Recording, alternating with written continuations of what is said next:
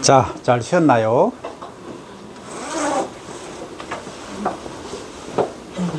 반응이 없어. 잠이 아직 덜 깬 거가.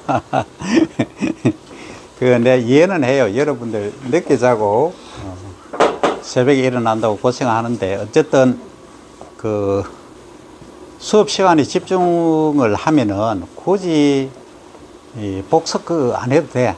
시험 칠 때 그냥 한두 번 쭉 보면 돼. 근데 수업 시간에 안 들으면 나중에 그 효율적인 면에서 보면 한 30%도 효과를 가져오기 힘들어요. 그래서 수업 시간에 졸리지만 집중을 하기 바랍니다. 자, 그러면 지금 이전 시간에 조금 이제 여러분들이 이해하기 어려운 부분들도 있었을 거지만 그래도 알아야 되겠죠. 근데 이번 시간은 여러분들이 졸려 하니까 이제 재밌는 걸 얘기를 해 줄게요. 자, 우리가 하나의 종자를 땅 속에 심는 걸 뭐라 한다 했다? 자, 파종이라 한다 했죠. 그죠? 파종. 영어로는 seeding 또는 sowing 이 나오나? 한다고 했습니다. 근데 얘가 어떤 조건일 때 싹이 나죠? 어떤 조건일 때?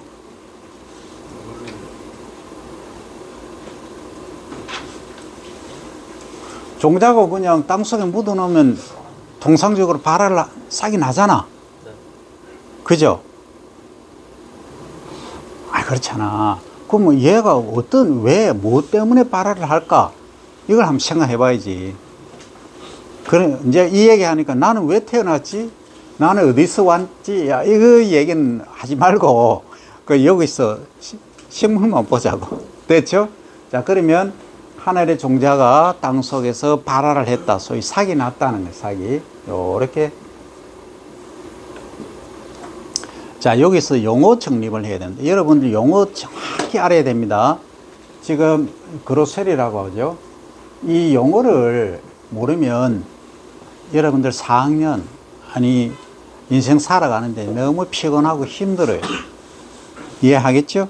그러니까 발화라는 이 발화의 정의에 관해서 얘기를 하면, 발화란 종자의 종피를, 그러니까 외종피, 바깥 껍질을 뚫고 유건이나 유화가 출현하는 것, 그 자체가 뭐다? 발화다. 소위 저미네이션이다. 그죠? 이렇게 말합니다. 그러면 이 발화하는데 조건이 외부적인 조건이 있고 내부적인 조건이 있다.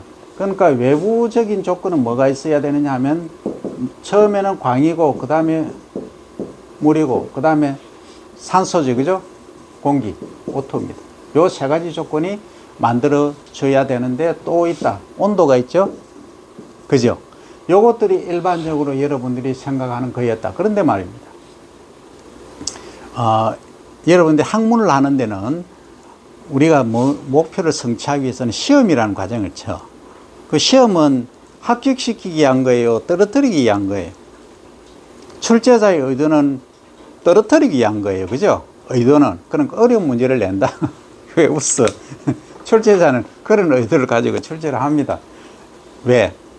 100명 시험을 치면 3명만 합격시켜야 되니까 아주 여러분들이 풀기 어려운 문제를 낸다 이 말이죠. 그 출제자는 그래요. 요거 이제 광은 뭐 한다? 필수는 아니다. 필수인 것도 있고 필수가 아닌 것도 있더라. 아까 선택사항이고 개인 간의 차이고 이런 얘기를 했습니다. 그죠? 그렇듯이 광은 필수는 아니다. 삼각형이죠.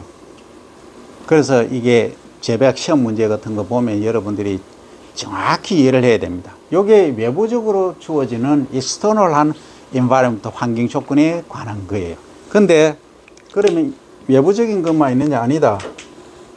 internal, 내부적인 게 있더라. 내부적인 거는 뭐냐 하면, 자, 여러분들 가만히 생각해 봐요.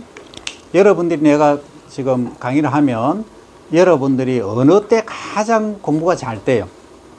여러분들이 기초 지식이 있을 때, 이 내 말을 알아들을 수 있을 정도일 때, 수준에 이르렀을 때, 그걸 여기서는 성숙이라고, 성숙. 라이프닝. 초등학생 데려다 놓고 이 강의를 하면 전혀 이해를 못하죠. 그만큼 여러분들은 기본 베이스가 4에서 여기까지 왔다 이 얘기. 그걸 식물로 보면 성숙이랑 라이프닝이 있다 이 얘기예요. 첫 번째. 두 번째는 내가 공부를 하려고 하는데 옆에 학생이 많아 쿡쿡 찔러. 그죠? 같이 놀자 그래. 그리고 또 밤에 이제 나는 뭐 오락을 하든지 공부를 한다고 5시에 잤어. 그럼 9시 수업이니까 8시 뭐 일어나서 그냥 와서 그냥 계속 졸려. 그건 뭐예요? 내 스스로 준비가 안 돼 있죠. 졸리니까 어때요? 산소 공급이 안 되고 하니까 액티비티가 약해진다. 그러니까 집중력이 떨어지는 거예요. 그러니까 종자도 마찬가지예요. 종자가 발화를 하려고 하는데 안에서 억제하는 물질이 있다는 억제 물질. 여기에 주로 이제 ABA라든지 에슬렌 이런 호르몬에 관한 얘기인데요. 요거는 생리 시간에 배우고 더 이제 자세한 거는 생리 시간에 배우기 바랍니다. 이런 게 있다는 거예요. 그러니까 성숙이 덜 됐거나 엄밀히 말하면 더 나아가면 배의 미성숙 이런 말을 씁니다. 미성숙이 뭐냐? 배. 지난 시간에 했죠? 엠브리오. 자, 엠브리오 뭐냐면 이게 예를 들어서 여러분들이 아침에 먹고 온 쌀이에요. 쌀인데 여러분들이 먹은 쌀은 뭐가 딸려 나갔다. 요게 없죠, 그죠? 요렇게 생겼죠. 그 뭐냐면 이 쌀알이 여기 일명 이제 밥이라고 우리가 가정하면 여기가 배유입니다. 배유. 영어로 하면 엔도스펌. 요게 싹이 나는 부위예요. 요게. 여기 뭐냐면 배예요. 배. 엠브리오. 요거예요. 요게 성숙이 덜 됐을 경우, 엄밀히 말하면 종자가 미성숙됐다는데 미성숙된 핵심은 뭐냐? 요거예요. 배유예요. 배유. 그러면 통상적으로 발화를 억제하는 물질들은 어디 있느냐 하면 벽시의 경우에는 왜 종피가 있어요. 바깥 끝이 이렇게 있는데 여기에 전부 거의 다 분포를 하고 있다. 발화 억제 물질들이 많이 있어요. 그래서 뭐 한다? 벽시를 파종하기 위해서는 미리 물에다가 세척을 하는 거예요. 담가놨다가 그 물은 버리는 거예요. 그럼 발화 억제 물들이 빠져져 나가겠죠, 그죠? 그런 식으로 해서 발화를 시킨다. 여기까지 이제 기본 개념 잡았죠? 자, 발화를 하는데 익스터널한 외부적인 환경 조건은 뭐냐? 맨 처음엔 온도, 수분, 그죠? 여기 핵심이죠? 온도, 수분이에요. 그 다음에 필요에 따라서 광이 필요하다. 이 얘기를 했죠, 그죠? 온도, 수분, 산소. 예, 산소를 얘기를 안 했네요.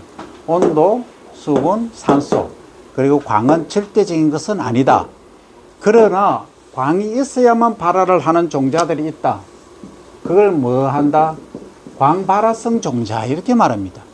이런 경우는 어떠냐 하면 거의가 잡초 종자 위드 이 잡초 종자 또는 아주 마이크로 뭐 단위라고 얘기하기는 뭐 하지만 아주 극소립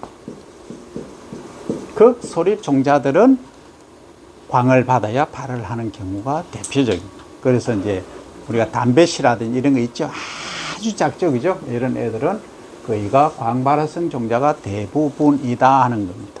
그래서 시험 문제 내면 반드시 뭐 하다 또는 뭐 절대적으로 이런 말은 거의 다 여기에 적용하면 틀린다고 이렇게 보면 되겠죠. 자, 어쨌든 기본적으로 외부적인 것은 그렇고 내부적인 것은 뭐냐? 배가, 엄밀히 말하면 배가 또는 종자가 미성숙한 것, 성숙이 덜 된 경우, 그 다음 발화 억제 물질이 있는 경우, 이런 경우에는 발화를 못한다. 이제 발화하는 조건은 얘기를 다 했다, 그죠? 자, 여기까지 됐고, 자, 발화를 해서 자라나는 거예요. 자, 싹이 났다. 그러면 우리 눈에는 안 보이지만 토양 속에 파종한 이 종자가 영어로 하면 시드죠. 이 시드가 우리 눈에는 안 보이지만 이 땅 위로 올라오기까지는 이미 발화가 됐어야 올라오죠, 그죠? 그러니까 요 표층이죠. 토양층, 소일 서페이스라고 하죠. 이 지면을 뚫고 올라오는 요것을 뭐라 하느냐 하면 출현이라고 그래요. 출현. 우리가 UFO가 출현했다, 나타났다 이 얘기예요. 땅 위로 나타났다 이 얘기입니다. 출현. 영어로 하면 이머징이라고 그러죠. EMERGING. 이머징 하는 거예요. 출현. 출현 딱 하는 순간 뭐 한다? 우리 인간은 노력을 이제 기울이는 거예요. 이때부터. 그럼 얘가 이제 이렇게 자라고, 이렇게 자라고, 이렇게 자라고, 이렇게 자라고, 자라서 뭘 맺는다? 이렇게 이제 열매를 이렇게 맺는다. 사과다 가정하면 열매를 맺는 과정들이 이제 진행이 되는 거예요. 자, 그러면 여기에 필요한, 얘가 자라는데 필요한 양분은 어디서 공급이 된다? 일반적으로. 이 토양에서 공급이 되지, 그죠? 근데 토양에 뭐가 양분을 흡수한다? 또 수분을 흡수한다? 뿌리가 흡수를 한다. 뿌리가. 근데 주로 이제 화분과, 콩과, 이 화분과는 벼화자를 씁니다. 벼과는 이렇게 수용 뿌리가 나요. 그 콩과, 이 콩과는 어떠냐면 뿌리가 이렇게 해서 이렇게 이제 뿌리 털이 나는 경우입니다. 다르죠, 그죠? 그래서 이 화분과는 다른 말로 하면 벼과라 해야 되겠죠. 우리말로 하면 벼과, 한자어로 쓰면 화분과고, 콩과는 우리말로 하면 콩과고, 한자어로 쓰면 콩두자를 써서 두과 이렇게 표현을 합니다. 이해되죠? 그러면 이 화분과라고 가정하면 이런 식으로 뿌리가 토양 속에서 양분과 수분을 흡수를 한다 이 말이죠. 그래서 여기 있는 토양에 있는 양분은 지난 시간에 했죠. 뭐다? 촌에서 스피카로 이장님이 감았다고 세석씩 시집온다 했죠, 그죠? 그 다음 밀양원수는 북영구라는 애가 철이 들어서 막 몰아간다 이렇게 이야기를 했습니다, 그죠? 그런데 말입니다, 우리가 여러분들이 비료에서의 취업을 한다든지 하면 가장 많이 만드는 게 뭐다? NPK입니다. 요즘 들어서 칼슘, 마그네슘을 일부 하긴 합니다만, 그 왜냐? 이게 가장 많이 필요를 해. 그래서 비료의 3요소 하면 뭐다? NPK, 질소, 인산, 칼이 이렇게 말한다 이 얘기입니다. 그래서 우리가 논문을 쓴다거나 할 때 12량이란 말을 써요. 12량. 12는 싸움 거는 양이 아니고 비료 주는 양이에요. 그러니까 비료를 얼만큼 주느냐? 우리 면적 단위 했죠. 우리나라에서 쓰는 단위는 뭐였다? 우리나라 면적 단위는 팽을 쓰죠. 팽을 쓰는데 이제 기본 단위는 10R라고 했죠, 그죠? 10R당 12량이 몇 킬로냐? 그럼 배를 한다고 하면 9kg, 7kg, 8kg 예를 들어서 콩을 한다면 3.4 이 정도로 한다 이 얘기예요. 뭐당? 10R당. 10R 몇 평? 몇 평? 이거 모르면 안 됩니다. 300평. 제곱미터로 고치면 1000제곱미터. 이거 반드시 알고 가야 됩니다. 여러분들이 이거 단위 모르면 정말 힘들어요. 다시 갑니다. 자, 국제적으로 쓰는 단위는 뭐라 했다? 가로 10m, 세로 10m. 요걸 제곱미터로 고치면 100제곱미터지, 그죠? 여기 R라고 한다 했죠. R, 그죠? A, 소문자. 근데 이제 이게 너무 단위가 작다 해서 요걸 이제 10배 한 거죠. 100m. 100m. 그죠? 그러면 몇 제곱미터? 10,000제곱미터. 요건 헥타르라고 한다 했죠. HA. 소문자로 씁니다. 그죠? 근데 우리나라는 이 단위를 안 써. 왜? 면적이 좁으니까. 그럼 뭘로 쓰자? 우리는 주로 평을 씁니다. 평을 쓰는데 제곱미터를 안 쓰고 평이란 단어를 쓰는데 학술적으로는 뭘로 바꿔야 된다? 다 제곱미터로 다 바꿔야 됩니다. 우리나라면 그냥 쓰는 거예요. 집이 몇 평이다, 논이 몇 평이다 이런 말 쓰는데 엄밀히는 제곱미터로 다 바꿔줘야 됩니다. 학술적으로. 자, 여기까지 이제 이해됐죠, 그죠? 자, 그러면 우리도 이제 요 단위를 쓰는데 헥타르라는 단위를 쓰면 좋은데 면적이 너무 작아. 그래서 뭘 한다? 30m, 33m 하면은 약 1000제곱미터가 되는 거예요. 요 단위를 써. 그러면 요거는 아까 가로 10m, 세로 10m가 뭐였어요? R였죠, 그죠? R였잖아요, 그죠? 그러면 만제곱미터, 요거는 100제곱미터죠. 만제곱미터는 100제곱미터 몇 배? 100배죠. 그러면 몇 R가 돼야 된다, 요게? 헥타르는 100R다. R로 고치면. 우리가 헥타르라고 부르지만, 요게 100R다, 이 얘기예요. 이해되죠? 그럼 우리나라는 요것과 요 사이에 있는 단위를 쓴다. 중간 단위 뭘 쓰면 되겠다? 100하고 1000 사이는 100 단위가 있죠. 요거는 그냥 R고, 그죠? R, 1R하고 100R 사이는 10R라는 게 있다, 그죠? 요 단위를 쓴다, 이거죠. 요 단위다. 요거는 몇 제곱미터죠, 그러면? 100하고 1000 사이는 1000이죠, 그죠? 1000제곱미터다. 이런 거예요. 요 면적당, 소위 10R당, 다른 말로 1000제곱미터당 몇 킬로그램의 질소를 주고, 인을 주고, 카리를 주고, 칼슘을 주고, 그 다음에 마그네슘을 주느냐? 주는다, 준다, 이 말을 시비한다, 싸움하는 게 아니고, 비료를, 시용할 시 비료비, 비료를 준다, 이 얘기입니다. 그 영어로 하면, fertilization. 이렇게 부르고, 비료 자체는 뭡니까? 그냥 fertilizer입니다. ZE가 되겠죠? GE. fertilizer. 이거는 비료고, 요걸 비료주는 행위를 TION, E를 A로 고쳐서, TION 붙여서 CB, 비료주는 것, 이렇게 말합니다. 이해되죠? 그죠? 네. 자, 여기까지 이제 비료를 주는 거고, 토양에서는 이러한 양분들을 흡수를 해서 이렇게 위로 보내는 거죠. 네. 그런데 말입니다. 조금 더 한번 가볼까요? 이 변은 통상적으로 거의 10이랑 비료 주는 양에 의해서 이 수량이 거의 결정돼요. 이게 거의 결정되는데, 콩은 우리가 아까 이제 우주, 지구 얘기를 했는데, 지구 대기권을 구성하는 거 한번 볼까요? 자, 여러분들 생각에 바깥에 지금 공기 우리 눈에 보이나요? 안 보이나요?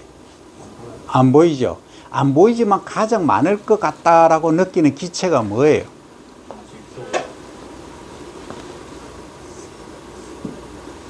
질소죠? 질소가 몇 프로? 78%죠. 그 다음에 많은 게 산소죠. 몇 프로? 약 21%. CO2는 0.042%입니다.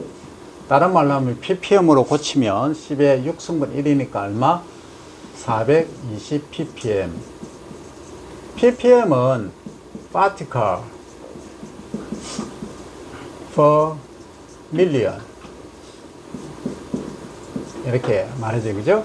그러니까 100만 개 중에 입자수, 이 말입니다. 그러니까 100만 개 중에 420개의 뭐가 있다? CO2가 있다, 이 얘기입니다. 어디에? 공기 중에. 이게 이제 예를 들어서 뭐 1000ppm, 한 2배 정도로 높아지면은 해수면의 온도가 높아지기 때문에 해수면의 높이가 높아지고 해서 인간의 종말이 온다. 뭐 이 얘기죠, 그죠? 그래서 이걸 줄이기 위해서는 산림 녹화도 하고 우리가 내뱉는 가스를 CO2량을 줄여야 된다. 그 다음에 CO2 뿐만이 아니고 아질산 가스라든지, 그 다음에 메탄 가스, 그 다음 뭐예요? CO2. 이렇게, 요게 핵심이에요. 지구 온난화의 주범이에요. 그럼 요게 이산화탄소 농도로 기준으로 합니다. 여기 1이라면 메탄 가스는 약 28배 정도의 온난화 정도가 효과가 커요. 그럼 얘는 약 280배, 약 300배 가까이 큽니다. 어쨌든 지구 온난화의 주범들이 이런 가스들이, 그래서 이런 가스를 줄이는데 우리가 역할을 해야 되겠다. 그래서 대중교통을 탄다, 아니면 걸어 다닌다, 여러 가지 얘기를 하죠. 그리고 차량을 이용해도 하이패스를 사용하고 전기차를 타거나 하이브리드 카를 이용한다 하는 것들이 우리가 지금 남은 과제다, 이 말. 자, 그러면 이 구성이 질소가 이렇게 N2가 있고 산소가 이렇게 있다. 그럼 질소가 이렇게 많이 있는데 아까 비료의 3요소 중에 가장 문제가 뭐였어요? 이 질소였잖아. 가장 핵심이잖아. 그럼 질소를 우리가 왜 줄까?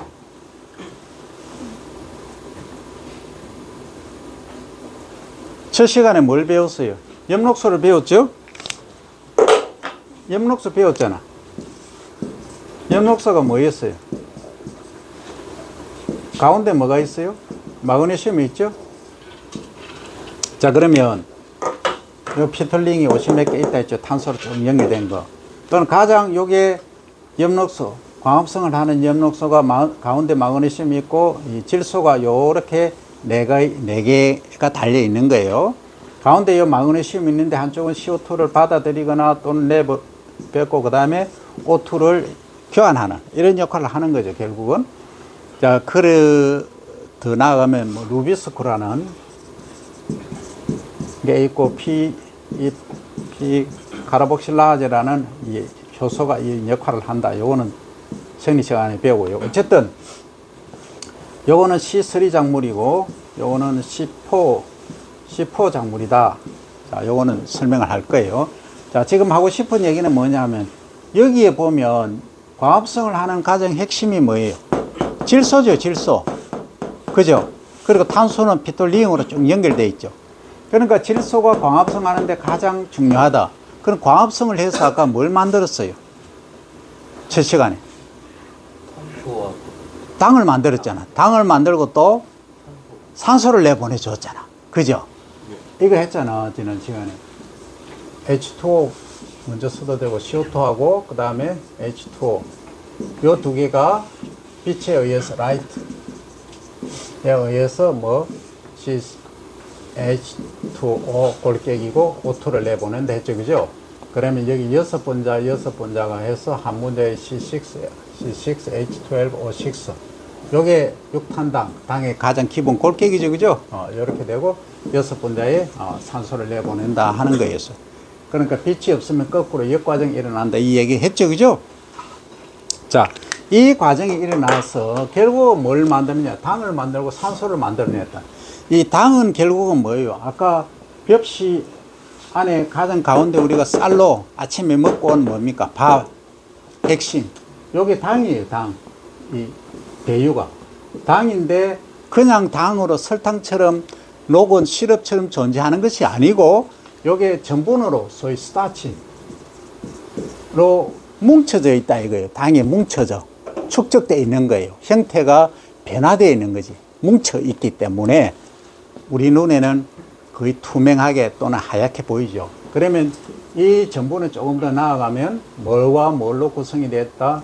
탄소 쭉 이렇게 연결되어 있어요. 그럼 수소가 이렇게 있겠죠. 수소.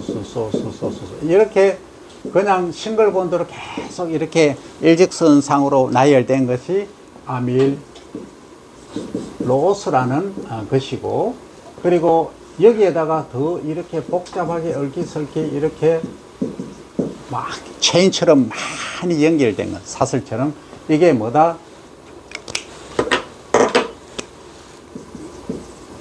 아밀로펙틴이라는 전분이다. 그런데 전분이 두 종류가 있죠. 아밀로스와 아밀로펙틴 요 두 종류가 있다 하는 이야기입니다. 이걸 만들어낸다. 전분을 만들어냈다 이 얘기입니다. 그죠? 결국 우리 먹거리, 식량을 만들어내는 게 결국은 뭐에서 왔다? 이 광합성에서 왔다. 요걸 구성하는 게 질소가 가장 핵심이더라. 그래서 이 양분 중에서 이 질소가 가장 중요하다 해서 질소 비륜을 만드는데 모든 회사들이, 컴퍼니가, 퍼티라이저 컴퍼니가 최선을 다하고 있다 이 얘기입니다. 여러분들 같으면 공기 중에 질소가 많이 있으니까 뭐 질소 그냥 쓰면 되지 어떻게 쓸 건데, 근데 얘가 인위적으로 뭔 힘을 가지 않으면 작물이 이용을 못해. 근데 이런 경우가 있어. 천둥번개가 팍 치잖아, 그죠? 그럼 공기 중에 있는 질소가 어떻게 된다? 빗물에 녹아서 땅속으로 공급이 돼. 그죠? 그러면 작물이 자라. 근데 이 작물은 비료를 안 줘도, 잡초 보세요. 저기 나무 보세요. 양분 안 줘도 자라죠. 그게 이제 공기 중에 있는 질소, 얘들이 안개 또는 비 또는 더 이제 강하게 그들을 깨려고 하면은 뭐가 천둥 번개가 막 치면서 이게 이제 토양 속으로 내려오는 거예요. 빗물하고 안개 이런 거에 따라서. 그래서 이제 뿌리가 이렇게 양분을 흡수하는 경우가 되는 거예요. 그런데 말입니다. 일반적으로 화분과 벽과라고 얘기했죠. 벽과는 그냥 우리가 공급을 해 줘야 돼. 그런데 콩과 있죠. 콩과를 한자로 쓰면 콩 두자 써서 두과를 한다 했죠. 두과는 여기 혹이 있더라고요. 혹이 이렇게 혹이 이게 이제 뿌리 혹이라고 말하면 되겠죠. 뿌리에 있는 혹이니까 뿌리 혹. 근데 이 속에는 뭐가 있냐? 박테리아가 있다. 이 박테리아가 어떤 기능을 하느냐? 공기 중에 있는 이 토양 속에 있는 질소 있죠. 질소 있잖아. 이 질소를 흡수를 해. 그 흡수를 해서 뭘 한다? 지상부가 아까 엽록소 만드는 여기에 이 질소가 이렇게 공급이 되는 거예요. 그러니까 벼는 시바르당 아까 300평이라고 했죠. 300평당 9kg 정도의 질소를 주는데 얘 콩은 몇 킬로 준다? 3kg 또는 3.4kg만 주면 된다 이 얘기예요. 그 3분의 1밖에 안 줘도 되죠. 물론 그 나중에 토탈 양을 계산하면 다르긴 하지만 콩은 단백질 작물이기 때문에 더 많이 흡수를 해요. 이해됩니까? 이거라고 결국은 질소가 하는 역할이 이거다. 그러니까 화분과는 통상적으로 공기 중에 있는 질소를 흡수를 못한다. 그런데 말입니다. 콩과는 뭐한다? 뿌리 속에 뿌리혹 박테리아가 있어서 얘가 공기 중에 있는 질소를 흡수를 해서 작물이 자라게 한다. 이 얘기예요. 근본적으로 다르다 이 말이에요. 그런데 더 다른 게 있어요. 형태적으로 보면 이 화분과는 아까 이제 종자가 발화를 하면서 초엽이 나오고 1엽, 2엽, 3엽, 4엽 이렇게 나오는데 이 콩과는 어떠냐 하면 우리 콩 보면 어떻게 생겼어요? 이렇게 생겼죠, 그죠? 근데 콩나물 보면 어때요? 무한대가 이렇게 돼 있죠, 그죠? 이렇게 돼 있잖아. 그러니까 떡잎이 요것은 초엽이니까 한 개가 나오죠. 그러니까 요걸 한 개 나오니까 외떡잎, 그리고 상으로 나오지 한 개, 두 개 나오니까 쌍떡잎 이렇게 말합니다. 그래서 화분과 벽과는 외떡잎 식물이고 콩과는 쌍떡잎 식물이다 이렇게 칭한다 이겁니다. 여기까지 이해되죠? 자, 그러면 잠시 지우고 내가 조금 전에 한 얘기 중에 그 화분과는 질소 고정을 못하고 콩과는 한다 했죠, 그죠? 그죠? 질소 고정 한다 했죠. 그럼 여러분들 그걸 들으면서 문득 떠오르는 생각 없나요? 둘이 같이 심으면 야, 이제 이런 얘기까지 나오네. 둘이 같이 심으면 야, 이제 작부 체계까지 나옵니다. 자, 화분과가 요렇게 있다. 그럼 뚜과가 요렇게 자란다. 보면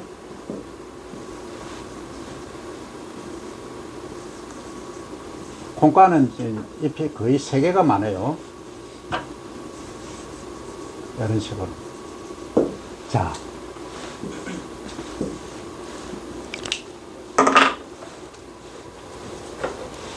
왼쪽에 이제 벽과, 우리말로 할게요. 벽과, 이거는 콩과.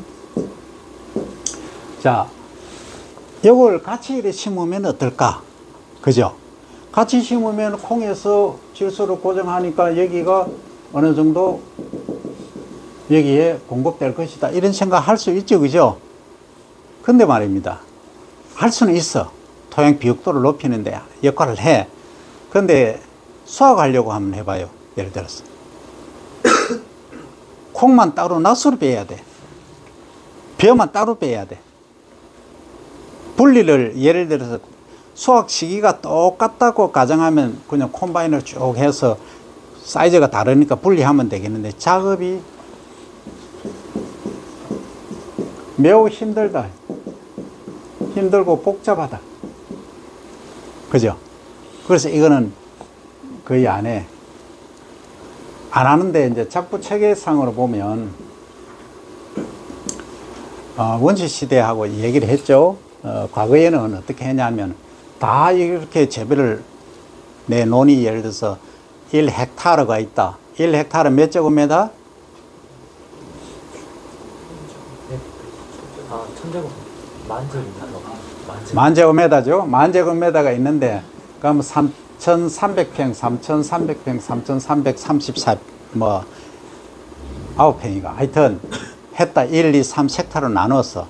근데 여기 전체로 처음에 재배해 보니까 나중에 지력이 떨어져서 수확량이 거의 없어. 그래서 어떻게 했냐, 세 개로 나눠서 하나는 쉬게 한다. 이건 휴경이라 그래요. 쉬는 걸. 여기는 이제 농사를 짓는 거죠, 그죠? 벼를 재배를 했어. 예를 들어서 밀을 재배를 했다. 그러다가 이제 그 다음 해에는 어떻게 해요? 여기를 휴경을 하는 거지. 그 다음 여기는 농사를 짓고, 그죠? 그 다음에는 여기를 안 짓고 여기는 농사를 짓고 이렇게 돌아가면서 이제 휴경을 한 거예요. 이게 뭐냐면 삼포식이란 거예요. 세 등분해서 나누어서 재배를 하는 것. 그런데 말입니다. 그냥 이렇게 논리 난 것보다 여기다가 콩을 심었어. 콩을 요렇게 심어. 콩가. 뭐 콩도 괜찮고, 콩가 작물을 심으니까 아까 질소를, 공기 중에 있는 질소를 고정한다 했죠, 그죠? 하니까 작물이 잘 자라는 거야. 논리 난 것보다. 여기 이제 이 삼포식에서 좀 더 업그레이드 됐죠, 그죠? 그래서 개량되었다. 뭐라 하면 되겠다? 개량 삼포식, 이렇게 말하는 거예요. 이게 이제 업그레이드 되는 기술 개발이 이제 진행되는 거죠. 근데 내가 지금 여러분들에게 기대하는 것이 있다, 이 말이죠. 아까 화분과는 어땠어요? 뿌리에 근류균이 없다 했죠? 근데 뚝과는, 콩과는 뿌리가 이렇게 생겼으면 뿌리 털이 있고 여기에 뿌리 혹이 이렇게 많이 있다 했죠, 그죠? 여기에 뭘 고정한다? 질소를 고정한다 했습니다, 그죠? 그럼 여러분들이 언제 고등학생이 아니잖아, 대학생이잖아. 소위 말 그대로 이제 하이 클래스에 있는데 여러분들이 뭔가 한번 도전적인 생각을 한번 해봐라. 뭘 어떻게 하면 인류의 식량 문제 해결할 수 있을까? 아니면 경제적으로 뭐 지구를 지키는 데 기여할 수 있을까? 뭘 하면 될까? 본인 박테리아가 달린 벽과를 만들고. 야, Let's keep a big proud. 좀 크게 쳐봐. 됐어. 내가 대학 다닐 때 이 강의를 들으면서 생각했던 거하고 똑같은 지금 답변을 했어요. 벼에다가 이걸 심으면 안 될까? 아니, 이 근류, 뿌리 혹을 달면 안 될까? 이 얘기를 했어요, 지금. 자, 이제 크게 접근합니다. 자, 벼에 만약에 달았다 가정해요. 뿌리 혹을 만들었다. 그죠? 뿌리에. 달았다. 내가 유전적으로 하든 뭐 어떻게 하든 뭐 만들었다. 하면 얘가 활력을 가질까요? 못 가질까요? 공기 중에 있는 질소를 고정할까요? 못 할까요? 응? 한다? 한다. 근데 얘의 특성을 잘 생각해 봐야 돼. 뭐냐? 이 뿌리 혹이라는 애는 호기성이에요, 호기성. 호기성은 에어로빅입니다. 에어로빅. 공기가 있어야, 산소가 있어야 역할을 하죠. 근데 우리가 벼를 재배할 때는 어때요? 물을 담그죠. 그러니까 이 토양 속에 산소가 있나요, 없나요? 없죠. 그럼 얘들이 다 죽어버려요. 그럼 실패죠. 그러면 어떻게 하겠다? 벼를 물에 담그지 않고 콩처럼 재배하겠다. 그런 생각할 수 있죠, 그죠? 콩처럼. 그러니까 담수가 아닌 비담수. 그러니까 밭 상태로 재배하겠다. 그걸 이제 육도라 그래요. 육도로 하겠다. 근데 육도로 할 수도 있어. 근데 우리가 벼를 논에다가 재배하는 이유는 뭐냐? 첫 번째, 자, 논이 있다. 경지가 있다. 거기에 물을 담금으로 해서 H2O로, 자, 1번 H2O를 공급한다. 이 말은 결과를 어떤 결과를 가져올 수 있어요. 좋은 결과, 나쁜 결과, 아는 대로 여러분 얘기해봐요. 자, 어떤 결과를 가져올 수 있다. 논에 물을 담그고. 논이 어려우면 저수지에 물을 담갔다 하면은 어떤 결과를 가져올 수 있나요? 여러분들 생각나는 대로 얘기해봐요. 주기적으로 물을 얹어서 주기적으로 이제 관계를 안 해도 된다. 그죠? 관계나 관수를 안 해도 된다. 그 다음. 잡초가 모자랍니다. 잡초 발생이 적다. 잡초 방제가 된다. 그죠? 그렇잖아. 요것은 어떤 효과? 긍정적인 효과, 포지티브죠? 포지티브 이펙트가 있다, 이 말. 그죠? 그런데 또 다른 효과. 어떤 거든 관계없어요.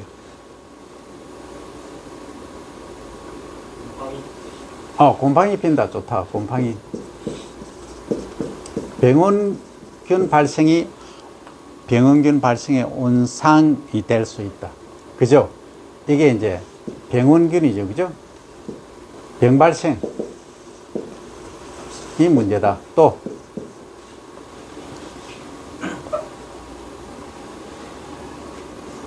지금 세부적으로 뿌리 쪽에 어떤 역할을 하잖아. 토양 속에 산소가 부족해지지.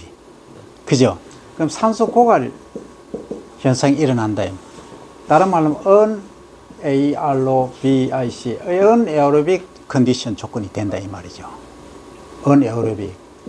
N은 UN, AN이지? AN, aerobic 써도 되고 UN이죠. UN이죠. UN. N은 나스의 의미니까 그죠? 자, Anaerobic 상태가 된다. 산소가 없다. 이 말은 뿌리가 호흡을 못한다 이 말. 뿌리가 호흡을 못하니까 뿌리의 활력이 약해지. 그러니까 병도 많이 걸리고 문제가 된다. 그 나중에 토양 속에 있는 양수분을 제대로 흡수하기에 불리하다. 이런 얘기가 됩니다. 그래서 여러분들이 고추를 재배한다 가정할게요. 그러면 자, 고추를 재배하면 고추를 어디 심어요? 여기 심어요? 여기 심어요?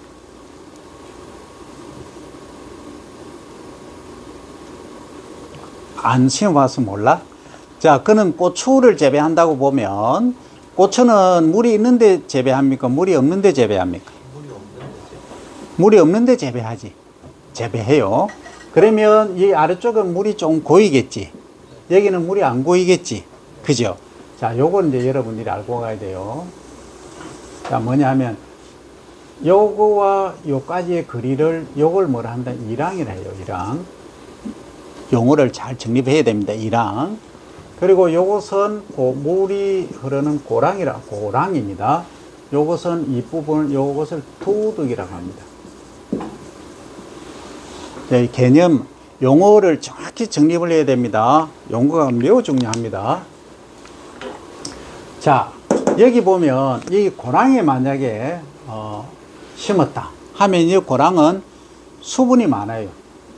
워럴 컨텐트가 높다 이 말이죠. 그러니까 여기는 뿌리의 활력이 요 정도밖에 안 돼. 근데 여기 심어놓으면 뿌리가 이렇게 강해.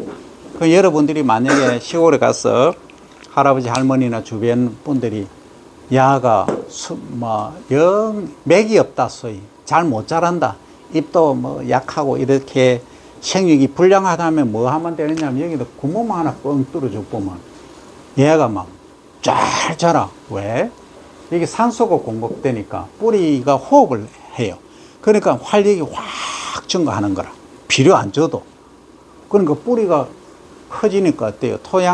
이 토양 속에는 양분이 아까 다 있었죠. 그죠? 초원, 스피, 가마, 북연구철, 망모라 이런 애들이 다 있다는 거예요. 그 뿌리가 양분을 다 이제 흡수를 해. 그러니까 요만하던 것도 얘가 이만해져. 구멍 하나 내놓은 거 때문에. 이만큼 효과가 크다는 얘기. 그게 결국은 뭐다? 산소를 공급해 주기 때문에. 산소. 이해됩니까? 자, 그렇다 하는 거죠. 자, 그러면 여기에 낮은 쪽에는 수분 함량이 많기 때문에 뿌리의 활력이 약하다.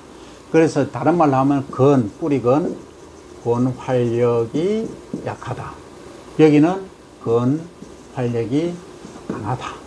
이렇게 이야기를 한다. 이 얘기입니다. 여기까지 이해되죠? 자, 그래서 일항에 대한 개념, 도둑에 대한 개념, 고랑에 대한 개념을 여러분들이 완벽하게 잡아야 된다. 용어 정립을 해야 된다. 그죠? 자, 그리고 자, 이제 여기까지 하면서 여기에 벽과하고 콩과에 대한 얘기 이제 어느 정도 이해가 됐죠. 그죠? 그죠? 그런데 만약에 이 콩가에 있는 근류균을 벽과에 이렇게 옮겼어. 내가 뭐 GMO를 만들든 어떻게 하든 육종을 했어. 새로운 신품종을 만들었어. 여기에 벼에도 근류균이 많이 달리는 거 했어요. 그러면 논에다가 여기 물이 많이 있는 조건에서는 근류균이 활력을 못 가진다 했죠. 죽는다 했죠. 그죠? 그러면 여기 도둑에 위에다가 이렇게 도둑에 심으면 안 되느냐? 물이 없는데. 그럼 잘 자란다 했죠. 그죠? 그러니까 뿌리 활력이 좋아서 벼가 엄청 많이 성장해서 뭐 열매가 이만큼 커지겠지. 그죠? 그런데 말입니다. 이렇게 하자니 문제가 있더라. 뭐 아까 얘기한 잡초 발생이 엄청 많아지더라 하는 거예요. 잡초가 많아지는 거예요. 잡초가. 가장 핵심은 이거예요. 잡초 방제가 안 돼. 이 말은 도둑에 심은 것은 뿌리 활력이 강하다는 것은 잡초도 엄청 뿌리가 강하게 내리겠죠. 작물도 내리지만. 그죠? 그러니까 잡초가 더 무성하게 자라버리는 거예요. 잡초는 생존력이 강하기 때문에 일반 우리가 육종한 작물보다 훨씬 뿌리도 잘 내리고 잘 자랍니다. 그러니까 나중에 이 벼가 이렇게 자라는 것이 아니고 이렇게 자라는 것이 아니고 잡초가 이만큼 더 자라버리죠. 잡초는 안 좋으니까 빨강색으로 하겠죠. 막 이렇게 덮어버리. 그러니까 벼가 다 죽어버리. 녹아버리. 이런 문제가 발생하는 거예요. 그래서 이 잡초를 없애기 위해서라도 뭐 한다? 이 물이 고인 쪽에 담수를 해준다. 이 얘기입니다. 그러면 어때요? 여기서는 잡초가 못 자라니까 벼가 이렇게 벼만 잘 자라겠죠. 자, 여기까지 이해됩니까? 이해 안 되면 다시 한번 듣고 해서 꼭 이해를 해야 됩니다. 자, 요게 이제 왜 콩에 있는 뿌리혹을 벼에 옮겨서 육종을 해서 만들 수 없는가요? 기술적으로는 얼마든지 할 수 있어요. 지금 유전공학 기술이 엄청 발달되어 있어요. 그래서 여러분들이 우리가 할 일은 뭐냐 하면 이 육종 유전공학 하는 분들이 한계가 있다면 이런 지식이 없으니까 우리가 뭐 한다? 컨설팅 지도를 해주는 거야. 이거는 만들어 본들 아무 의미가 없으니까 차라리 만들지 마세요. 아니면 다른 방법으로 잡초 방제를 완벽하게 할 수 있는 기술이 된다면 하면 돼. 그런데 이제 또 하나 할 얘기가 있어요. 요건 조금 이제 많이 전문성이 요구되는 건데, 자, 여러분에게 질문을 할게요. 자, 밥을 먹는다. 양분이 중요하냐 아니면 맛이 중요하냐 둘을 갖고 얘기를 해볼게요. 자, 나는 맛이 중요하다 하는 학생 손 들어봐. 밥 먹는데 맛. 좀 강하게 들어봐. 15. 자, 나는 맛보다는 뭐가 중요하다? 방금 했잖아. 양분이 중요하다. 손 들어봐.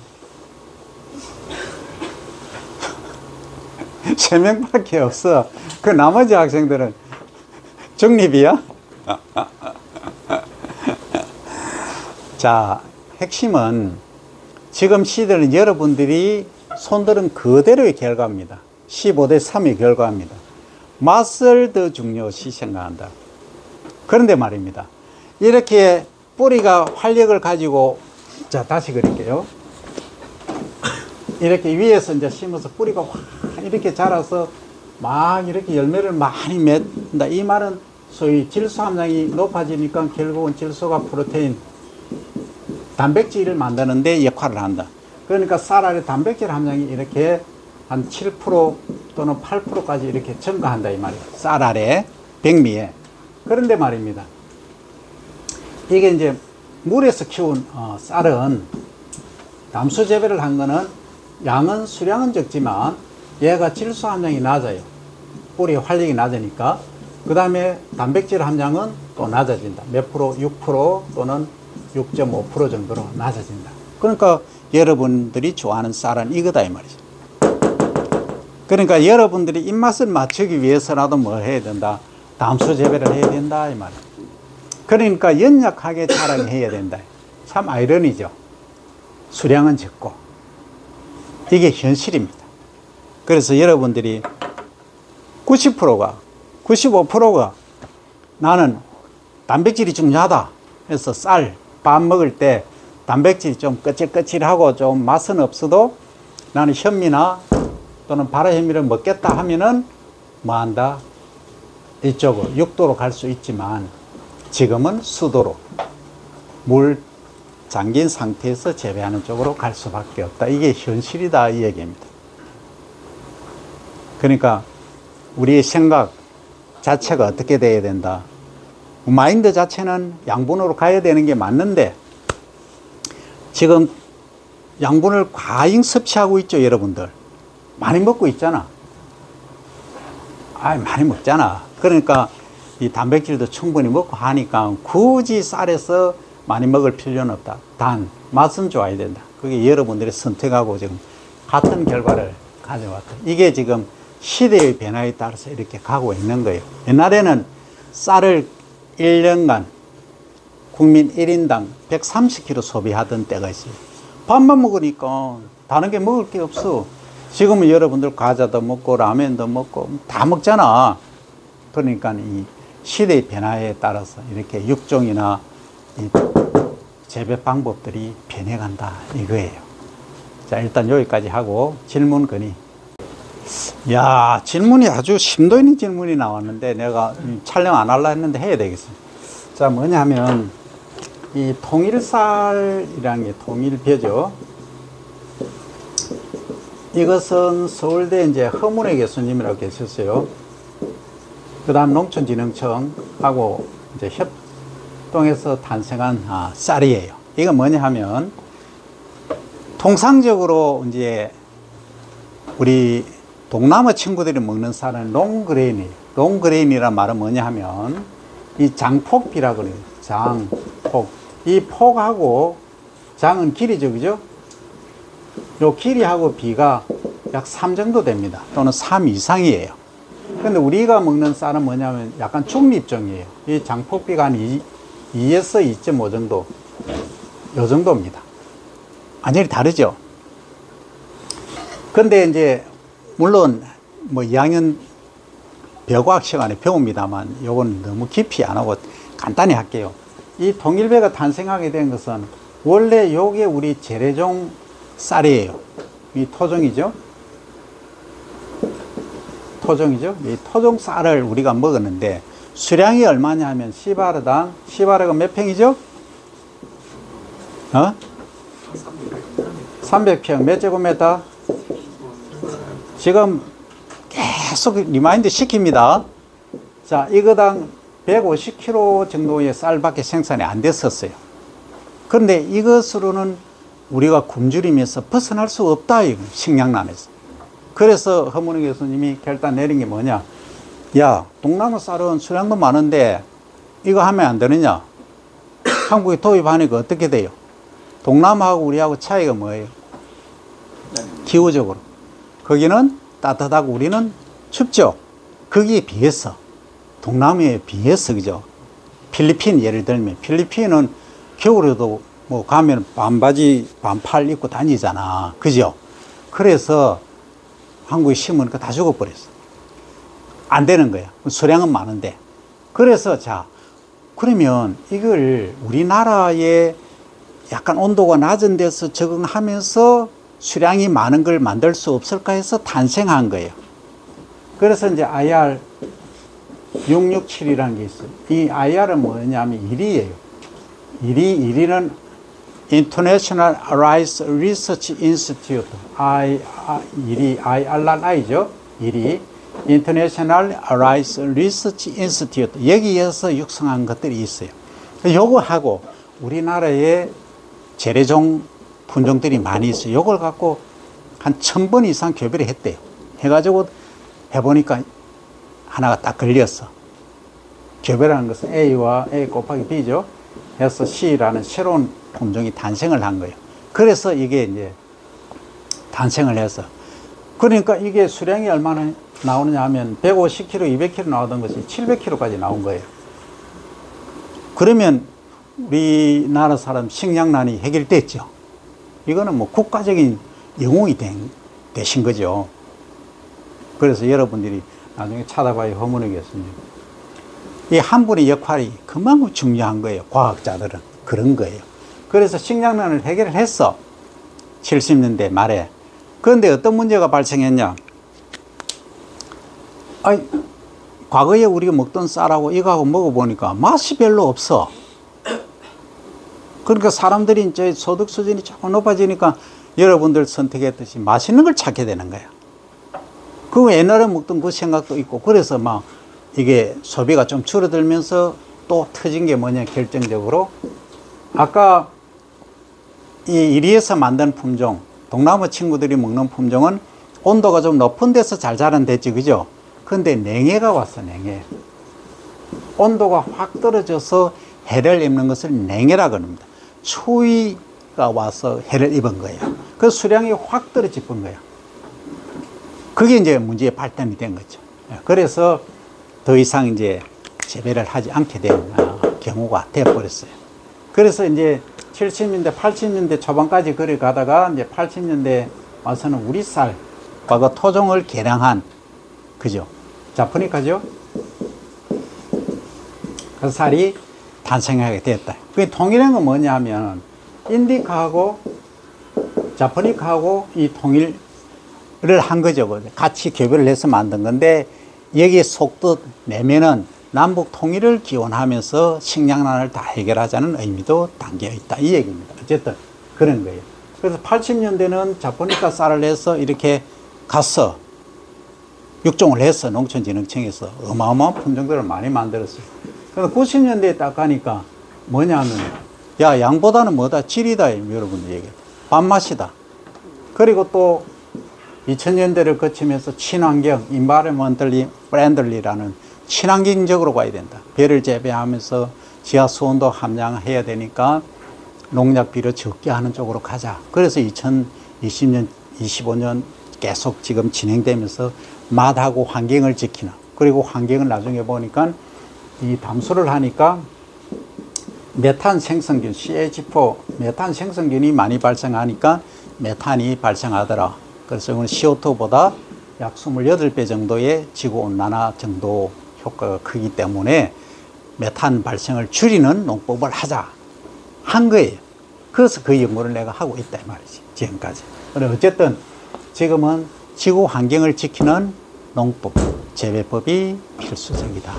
앞으로는 또 어떻게 흘러갈지는 모르지만, 이제 내 세대는, 나도 몇 년 안 남았으니까 내 세대의 연구는 지구를 지키는 이 메탄 발생을 저감하는, 또 물을 나는 토양 속에 집어넣는, 지하 수온 함량하는 공익적 기능 쪽에 연구만 하고 마무리할 거예요. 하고 이제 바톤을 이어서 여러분들이 할 일이라, 그 목숨. 그죠? 오늘 여기까지 합시다.